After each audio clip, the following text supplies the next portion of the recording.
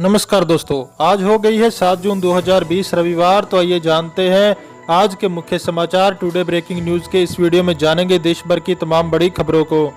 ये bank FD कराने पर मुफ्त में दे रहा है 50 लाख रुपए तक का बीमा, घर बैठे ऐसे उठाए फायदा।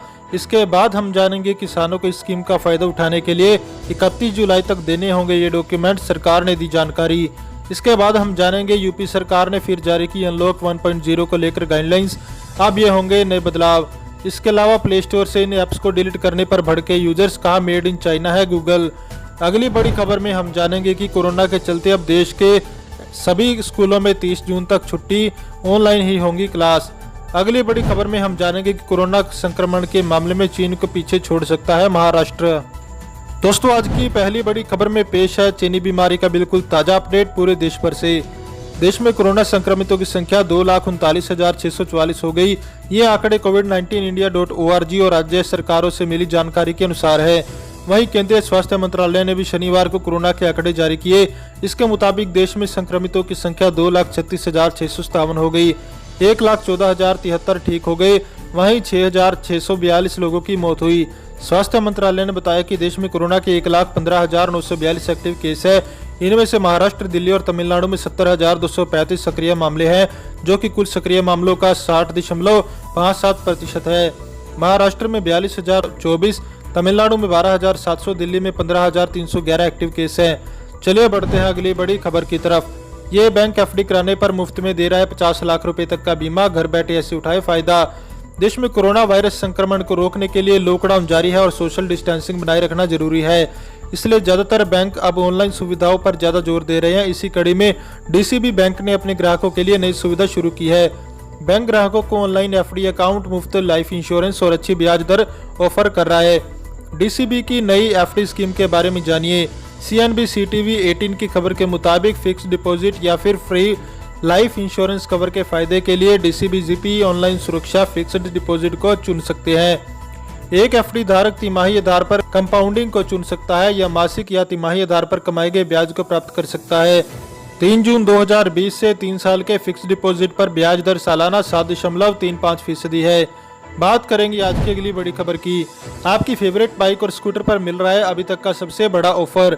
कोरोना काल के बीच ऑटो मार्केट की सेल्स में भारी गिरावट आई है। यही वजह है कि अब सेल्स की धीमी रफ्तार को पछाड़ने के लिए कंपनियों की ओर से डिस्काउंट्स और ऑफर्स की पेशकश की जा रही है। बात करें बाइक्स की तो रॉयल एनफील्ड और ट्रियम्फ जैसी मोटरसाइकिल कंपनियां भी ग्राहकों को लुभाने के लिए आकर्षक फाइनेंस स्कीम लेकर आई है।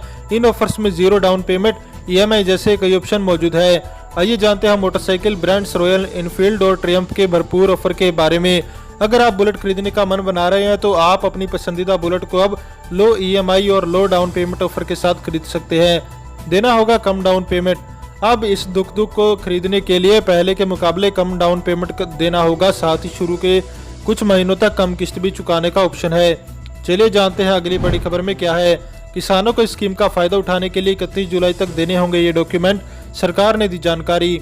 मोदी सरकार की स्कीम प्रधानमंत्री फसल बीमा योजना के लिए 31 जुलाई 2020 से पहले बैंक शाखा को सूचित करें। केंद्र सरकार की PM फसल बीमा योजना के तहत प्राकृतिक आपदा की स्थिति में किसानों को फसल के नुकसान की भरपाई की जाती है। हालांकि स्कीम से जुड़े न होने पर भी किसानों को फसल के नुकसान की स्थिति में बैंकों से बड़ी मदद मिल सकती है। 31 जुलाई तक देनी होगी ये जरूरी जानकारी। केंद्रीय कृषि राज्य मंत्री कैलाश चौधरी का कहना है कि प्रधानमंत्री फसल बीमा योजना का लाभ लेने के लिए 31 जुलाई 2020 से पहले बैंक शाखा को सूचित करें। गैर ऋणी किसान CSE बैंक एजेंट से संपर्क कर सकते हैं अथवा बीमा पोर्टल पर फसल बीमा स्वयं भी कर सकते हैं। चलिए जानते हैं अगली बड़ी खबर में क्या है। केजरीवाल का कोरोना मरीजों को लेकर बड़ा बयान। अब दिल्ली के प्राइवेट अस्पतालों में बैठेंगे सरकार के प्रतिनिधि। दिल्ली के प्राइवेट अस्पताल अब कोरोना के मरीजों का इलाज करने से इनकार नहीं कर सकते। अब सभी प्राइवेट अस्पतालों में बेड की ब्लैक मार्केटिंग पर नजर रखने के लिए सरकार के प्रतिनिधि रिसेप्शन पर बैठेंगे और मरीजों को बेड दिलाना सुनिश्चित करेंगे। दिल्ली सरकार ने कहा कि अस्पतालों की कोरोना पर ब्लैक मार्केटिंग नहीं चलने देंगे। दिल्ली सरकार के यह आदेश दिल्ली में मौजूद सभी सरकारी, गैर सरकारी और आर्मी अस्पताल के लिए भी लागू किया गया है। दिल्ली के CM अरविंद केजरीवाल ने शनिवार को ऐलान किया कि अब दिल्ली के निजी अस्पतालों में दिल्ली सरकार के प्रतिनिधि बैठेंगे। केजरीवाल ने कहा कि कुछ प्राइवेट अस्पताल पहले बेड होने से इनकार करते हैं और फिर मोटी रकम लेकर बेड की ब्लैक मार्केटिंग कर रही है। यह बंद नहीं हुआ तो अब कार्रवाई भी होगी। केजरीवाल ने कहा कि कुछ निजी अस्पताल कोरोना के लिए बड़ा रिजर्व करने से इनकार कर रहे हैं। वही काफ़ी पावरफुल है, अन्य पार्टियों में पकड़ है, लेकिन मैं चेतावनी देता हूं कि उन्हें भी कोरोना के लिए बेड रिजर्व करना होगा। बात करेंगे आज की अगली बड़ी खबर की। यूपी सरकार ने फिर जारी की अनलॉक 1.0 को लेकर गाइडलाइंस, अब ये होंगे नए बदलाव। उत्तर प्रदेश सरकार ने 8 जून को लेकर एक बार फिर नई गाइडलाइंस जारी कर दी। अब मंदिरों, शॉपिंग मॉल्स और अन्य सार्वजनिक व धार्मिक स्थलों को खोलने से पहले जिला प्रशासन की अनुमति लेना जरूरी होगा।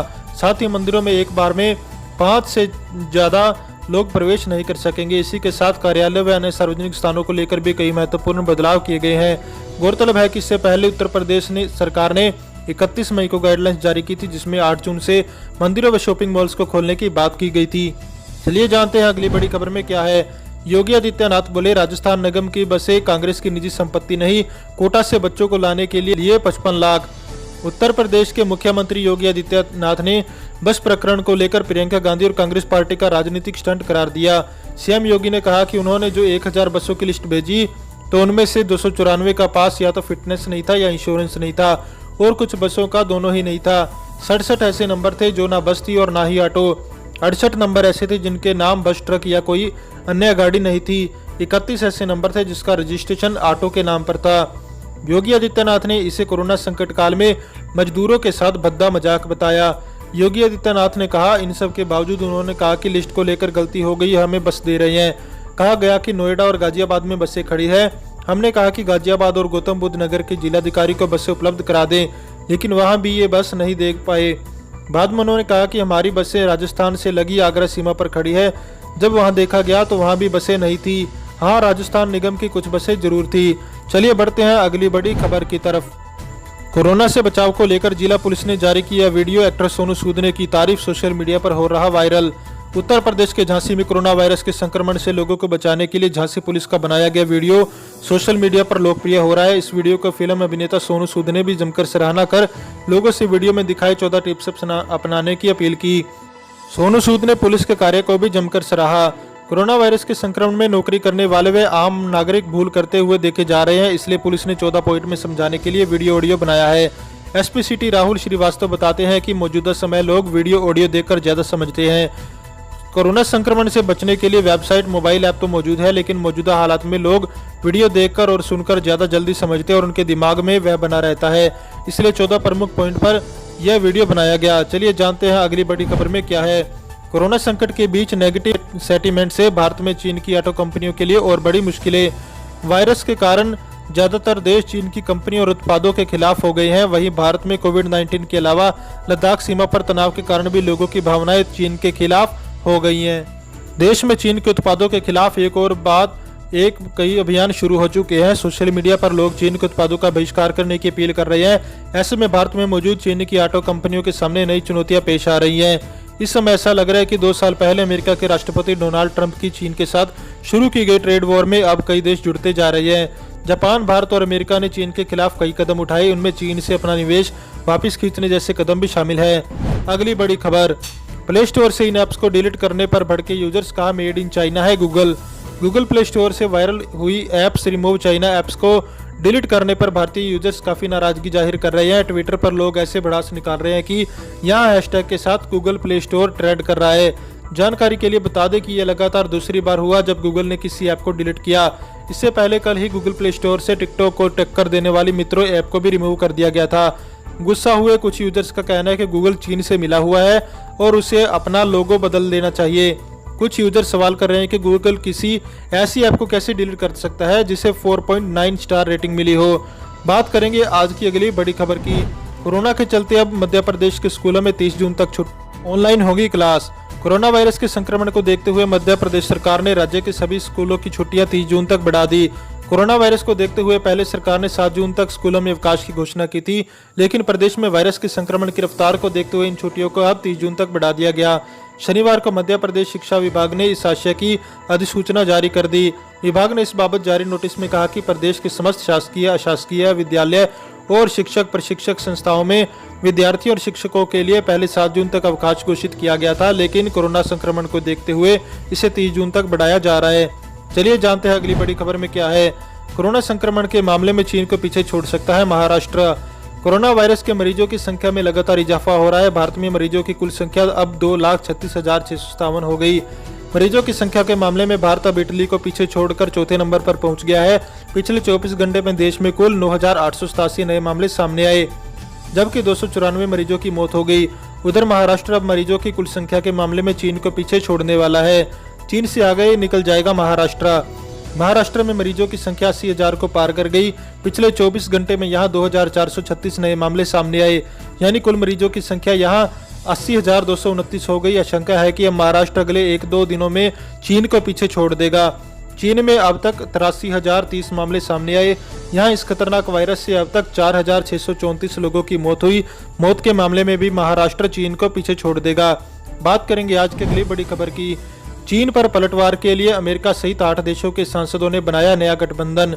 अमेरिका सहित दुनिया भर के 8 लोकतांत्रिक देशों के वरिष्ठ सांसदों ने अंतर संसदीय गठबंधन की शुरुआत की। इस गठबंधन की शुरुआत चीन के बढ़ते प्रभाव के चलते अंतर्राष्ट्रीय व्यापार, सुरक्षा और नागरिक अधिकारों के लिए पैदा होने वाले खतरों पर पलटवार करने के लिए किया गया। ब्लूमबर्ग की रिपोर्ट के अनुसार चीन को लेकर बना अंतर संसदीय गठबंधन, जिसे शुक्रवार को लॉन्च किया गया, ऐसे समय में बनाया गया जब अमेरिका चीन के बढ़ते आर्थिक और कूटनीतिक दबदबे को कम करने के लिए एक गठजोड़ बनाने के मामले में संघर्ष कर रहा है। हाल ही में हांगकांग में राष्ट्रीय सुरक्षा कानून लागू करने के बीजिंग के कदम की निंदा करने में अमेरिका ने विदेशी सरकारों का नेतृत्व किया था। इस कानून को शहर की स्वायत्तता के लिए खतरा बताया जा रहा है। दोस्तों, इस वीडियो को लेकर आपका क्या कहना है, हमें कमेंट करके जरूर बताएं। वीडियो को लाइक करें, चैनल को सब्सक्राइब करें और घंटी के बटन को दबाएं। साथ ही साथ इस वीडियो को दोस्तों के साथ ज़्यादा से ज़्यादा शेयर करें।